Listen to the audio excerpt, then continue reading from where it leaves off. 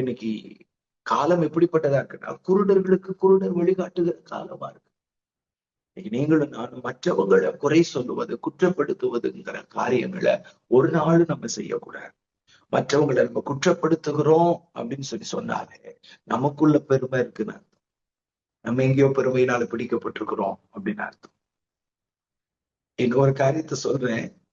இது ஆண்டவர் என்கிட்ட சொன்னது. இது ஓகேன்னு சொன்னா ஒருவேளை நீங்க ஏற்றுக்கொள்ளுங்க, இல்லைன்னு சொன்னா விட்டுருங்க. ஆண்டவர் சொன்னாரு, இந்த செல்ஃபி போட்டோ அடிக்கடி எடுக்கிறது பெருமைன்னு சொல்லி கொடுத்தாரு. சில பேருடைய செல்போன் கேலரி ஓபன் பண்ணி பாருங்க, அதுல 50% அண்ட் அபவ் வந்து செல்ஃபி தான் இருக்கும். ஒண்ணு தனியா செல்ஃபி போட்டோ எடுத்தது இருக்கும், இல்லைன்னு சொன்னா 2 பேர் 3 பேர் 5 பேரோடு கூட குரூப்ல செல்ஃபி போட்டோ எடுத்தது. ஆனா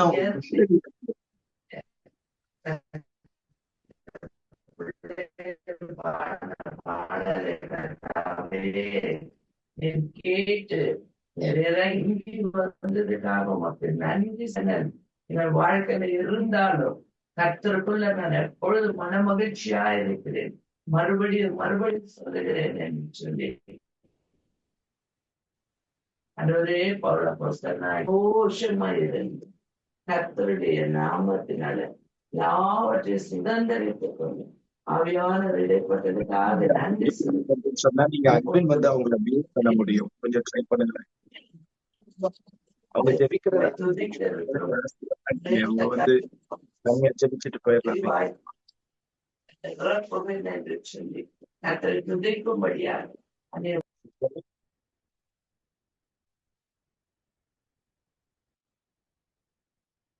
ஓகே,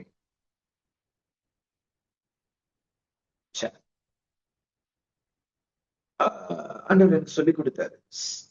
செல்ஃபி போட்டோ எடுக்கிற சில பேருடைய கேலரி ஓபன் பண்ணி பார்த்தா நிறைய செல்ஃபி போட்டோஸ் தான் இருக்கும்.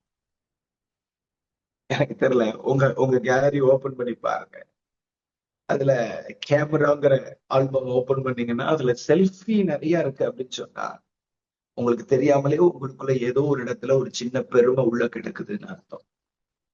பெருமை இது ஆண்டவர் எனக்கு சொல்லி கொடுத்தது. ஒருவேளை அங்கீகரிக்கத்தக்கதாக இருந்துச்சுன்னா அங்கீகரித்துக் கொள்ளுங்க, இல்லைன்னா விட்டுருங்க, நோ ப்ராப்ளம். ஆண்டவர் எனக்கு சொல்லி கொடுத்தது. சோ நம்ம நம்ம எவ்வளவு கவனமா இருக்க வேண்டியது இருக்கு பாத்தீங்களா? அதுக்காக தான் சொல்லுவேன், எவ்வளவு கவனமா இருக்க வேண்டியது. நம்ம வந்து எனக்கு பெருமை எல்லாம் கிடையாது, நான் ரொம்ப தாழ்மையான ஆளு அப்படின்னு சொல்லி நம்ம ஈஸியா சொல்லிட்டு போயிடும். பட் நம்முடைய வாழ்க்கையில சின்ன சின்ன காரியங்கள் வந்து நம்ம ரொம்ப தாழ்மையில் குறைவுபட்டிருக்கிறோம் அப்படிங்கிறத நமக்கு காண்பிக்கும். யோவான் ஸ்நானகனை குறிச்சு சொல்லும் பொழுது ஒரு இடத்துல வசனம் எப்படி சொல்லுது, அவருடைய பாதரட்சியின் வாரை அவிழ்ப்பதற்கும் நான் பாத்திரன் அல்ல அப்படிங்கிறார். இன்னொரு இடத்துல அவர் என்ன சொன்னதாக சொல்லப்பட்டிருக்கு அப்படின்னு கேட்டீங்கன்னா, அவருடைய பாதரட்சிகளை சுமக்கிறதற்கு நான் பாத்திரன் அல்ல. எவ்வளவு ஒரு ஒரு ஒரு ஆழமான தாழ்மை. ஆண்டவருடைய பாதரட்சையை கீழே குனிச்சு அவருடைய செருப்பை கழுகிறதுக்கு நான் இல்லை. செருப்பு கலட்டி விடுறது வந்து ஒரு ஃபியூ செகண்ட்ஸ் நடந்து முடிகிற வேலை. ஆனா செருப்பை சுமந்துகிட்டு போறது some few minutes. இன்னைக்கு நம்ம ஒரு செகண்ட் அல்லது 2 செகண்ட்ல செஞ்சு முடிக்கிற வேலையை செஞ்சிடறோம். ஆனா தாழ்மையில தொடர்நிலையில வாழுகிற வாழ்க்கை நமக்குள்ள இருக்கா? அவருடைய பாதரட்சிகளை சுமக்கிறதற்கு நம்ம ஆயத்தமா இருக்கோமா? யோவான் சொல்றாரு, சுமக்கிறதற்கு கூட எனக்கு தகுதி இல்லைங்கிற, நான் சிறுகவும் அவர் பெருகவும் வேண்டும். அப்போ நம்ம எவ்வளவு தாழ்மை உள்ளவர்களாக இருக்க வேண்டிய அவசியம். வேதத்துல ஆண்டவர் பெருமை உள்ளவனை தான் நான் எதிர்த்து நிற்கிறேன். யார கர்த்தர் எதிர்த்து நிற்கிறார்? பெருமை உள்ளவனை தான் எதிர்த்து நிற்கிறார். நம்ம பெருமை உள்ளவர்களாக இருப்போம் அப்படின்னு சொல்லி சொன்னா நிச்சயமா தேவனுக்கு எதிராளி, ஆண்டவருக்கு விரோதிங்கிற நிலையில நம்ம நிறுத்தப்பட்டு போவோம். அதனால நம்ம ஆண்டவருடைய பிரசன்னத்துல ரொம்ப நம்மளை தாழ்மைப்படுத்திக் கொள்ளுவது ரொம்ப முக்கியம். இன்னொரு காரியம் சொல்றேன், ஆண்டவர் எனக்கு இன்னும் நிறைய விஷயங்கள் இருக்கு. நான் எல்லாம் சொன்னேன் அப்படின்னு சொன்னா அது ஏராளமான அப்படிங்கிறது. நீங்க இந்த வியூல நீங்க இன்னும் ஆண்டுடைய பிரசன்னத்துல ஆவியானுடைய ஒத்தாசையோடு தியானிச்சு பாருங்க. கர்த்தர் கண்டிப்பா நிறைய உங்ககிட்ட பேசுவார். இதெல்லாம் சொல்லிட்டு கடைசி ஆண்டவர் எனக்கு சொன்னது என்னன்னா, நான் தாழ்மையுள்ளவன் அப்படின்னு சொல்லி ஒருவர் தன்னை அறிமுகப்படுத்துவாரு அப்படின்னு சொல்லி சொன்னாலே அவனுக்குள்ள பெருமை இருக்குன்னு அர்த்தம். இதெல்லாம் ஆண்டவர் என்னுடைய தற்பரிசோதனைக்காக ஆண்டவர் பேசினது. So sorry. சில பேர் நான் ரொம்ப தாழ்மையா இருக்கிறேன், நான் தாழ்மையா நடந்துக்கிட்டாங்க, நான் தாழ்மையா இருந்தேன் அப்படிங்கிறத எப்பவாவது ஒரு இடத்துல சொல்லப்பட வேண்டிய அவசியமான இடத்துல நம்ம சொல்றோம்னா இட்ஸ் ஓகே. ஆனா எல்லாருக்கும் முன்னாடி நான் ரொம்ப தாழ்மையா நடந்துக்கிறேன், நான் ரொம்ப தாழ்மையா இருக்கிறேன், ரொம்ப தாழ்மையா, நான் தாழ்மையா இருந்துக்குவேங்க, நான் தாழ்மையா நடந்துக்குவேங்க அப்படின்னு ஒரு நபர் வந்து அடிக்கடி சொல்றாருன்னா அவர் வந்து பெருமையில இருக்கிறாரு அப்படின்னு அர்த்தம். அப்போ நம்ம ஒரு நாளும் ஆண்டவருடைய பிரசன்னத்துல பெருமை பாராட்டக்கூடாது. தாழ்மையா இருக்க வேண்டுமே அன்று வேற எண்ணத்தை ஆண்டவர் உன்னிடத்துல கேட்கிறார். நம்ம தாழ்மையா நடந்துக்கணுங்கிறது தான் ஆண்டவருடைய விருப்பம். ஆண்டவருடைய சமூகத்துல நம்ம தாழ்மைப்படுத்த கற்றுக்கொள்ளலாம். இன்னொரு காரியம் என்ன அப்படின்னு கேட்டீங்கன்னா, நிறைய பேர் ஆண்டவருக்கு முன்னாடி தன்னை தாழ்த்துவாங்க, தேவனுக்கு முன்பதாக தாழ்மையா நடந்துக்குவாங்க. ஆனா மனுஷனுக்கு முன்னாடி தன்னை தாழ்த்த மாட்டாங்க. மனுஷனுக்கு முன்னாடி அவங்களால தன்னை தாழ்த்த முடியாது. அதனால அவங்க தாழ்மையா நடந்து கொள்ள மாட்டாங்க. அப்போ அது பெருமை கிடையாது. கர்த்தருக்கு முன்பாக மாத்திரமல்ல, எல்லா மனுஷனுக்கு முன்பாகவும் நம்ம தாழ்த்த கற்றுக்கொள்ளணும். அப்போஸ்தலனாகிய பவுல் ரோமாபுரியருக்கு எழுதும் பொழுது கனம் பண்ணுவதில் ஒருவருக்கொருவர் முந்திக் கொள்ளுங்கள்னு சொல்ற. ஒருவனும் தன்னை எண்ணுகிறதற்கு மிஞ்சி எண்ணாதிருப்பானாக. அப்போ நம்ம கூட இருக்கிற மற்ற எல்லாரை காட்டணும் நம்ம தாழ்மை உள்ளவர்களாக நடந்து கொள்ளணும். அப்போஸ்தலனாகிய பவுல் எபேசு சபைக்கு எழுதும் போது பரிசுத்தவான்களில் எல்லாரிலும் சிறியவன் ஆகிய நான், எபேசியர் 3:8 நினைக்கிறேன். பரிசுத்தவான்கள் எல்லாரிலும் சிறியவனாகிய நான். அப்ப எல்லா மனிதர்களுக்கு முன்பாக தன்னை தாழ்த்துகிறார். இன்னும் சரியா சொல்ல போனா யோவான் 13வது அதிகாரத்துல இயேசு தன்னுடைய வஸ்திரத்தை கழற்றிட்டு தன்னுடைய இடுப்புல சீலையை கட்டிக்கொண்டு ஒரு ஒரு ஒரு பணிவிடைக்காரனை போல இயேசு எல்லாருடைய பாதங்களையும் கழுவுகிறார்.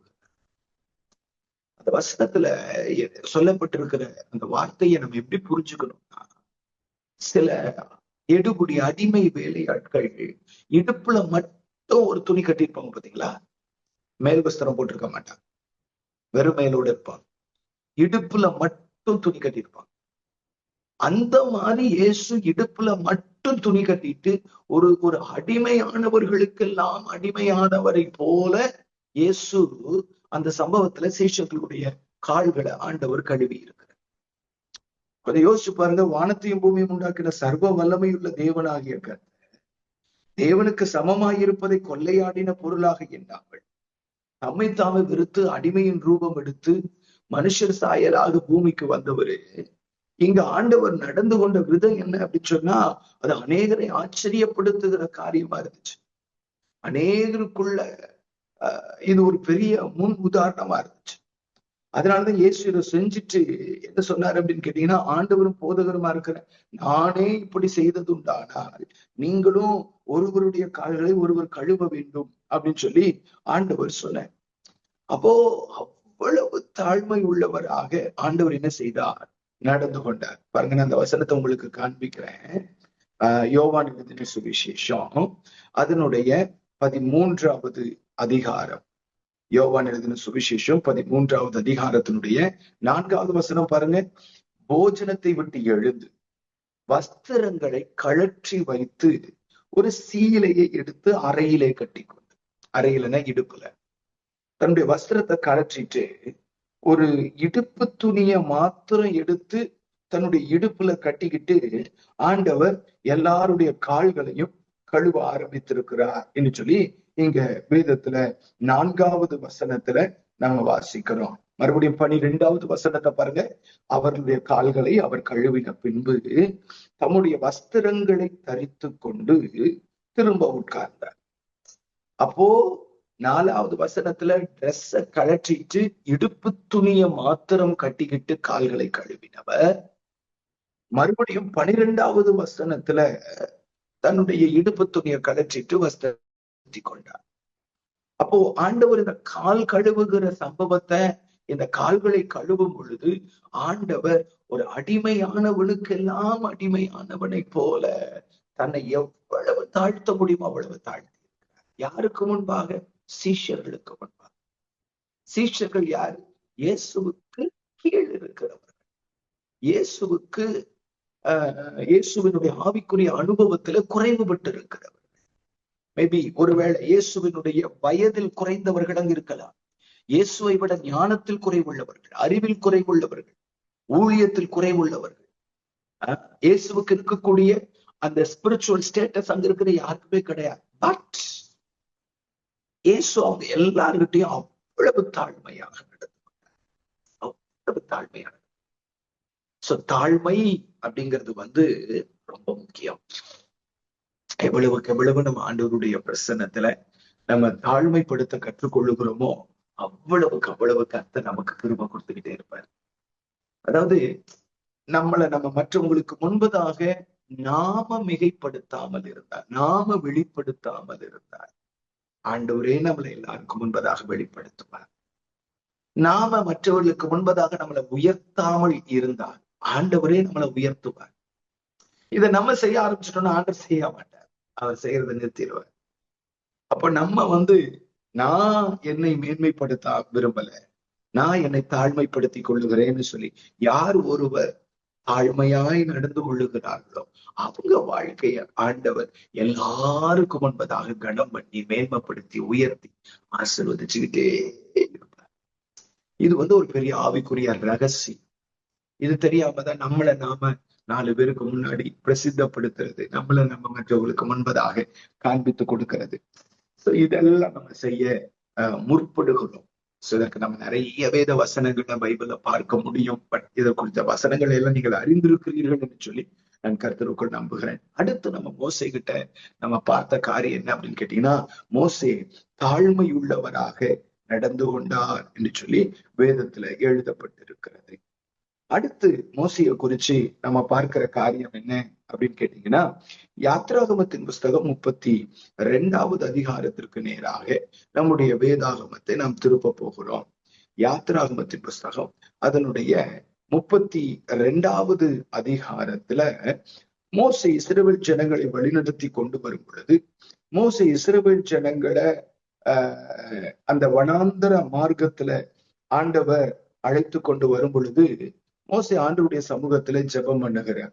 என்ன சொல்லி ஜெபம் பண்ணுகிறார் அப்படிங்கிறத நம்ம யாத்ராகமத்தின் புஸ்தகம் அதனுடைய 32வது அதிகாரத்தினுடைய 13வது வசனத்துல நம்ம வாசிக்க போறோம். பாருங்க, யாத்ராகமத்தின் புஸ்தகம் 32வது அதிகாரத்தினுடைய 13வது வசனத்தை நான் உங்களுக்காக வாசிக்கிறேன், நீங்க கவனிக்கலாம்.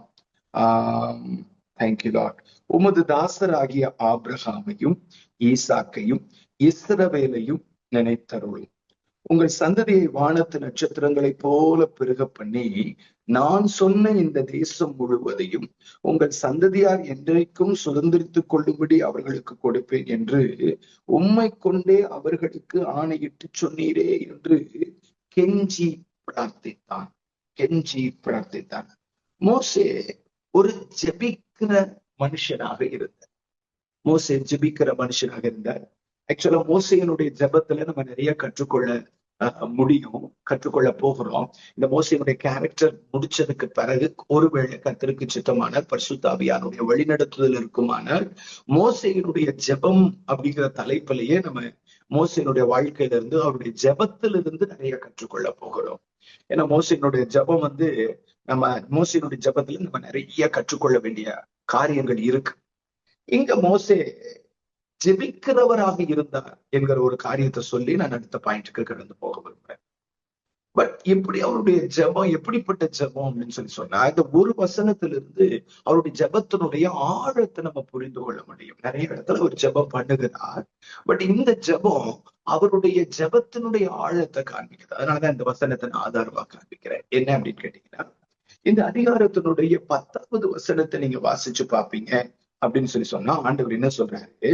என் கோபம் இவர்கள் மேல் மூழவும், நான் இவர்களை அழித்து போடவும் நீ என்னை விட்டு விடு, உன்ன பெரிய ஜாதியாக்கு.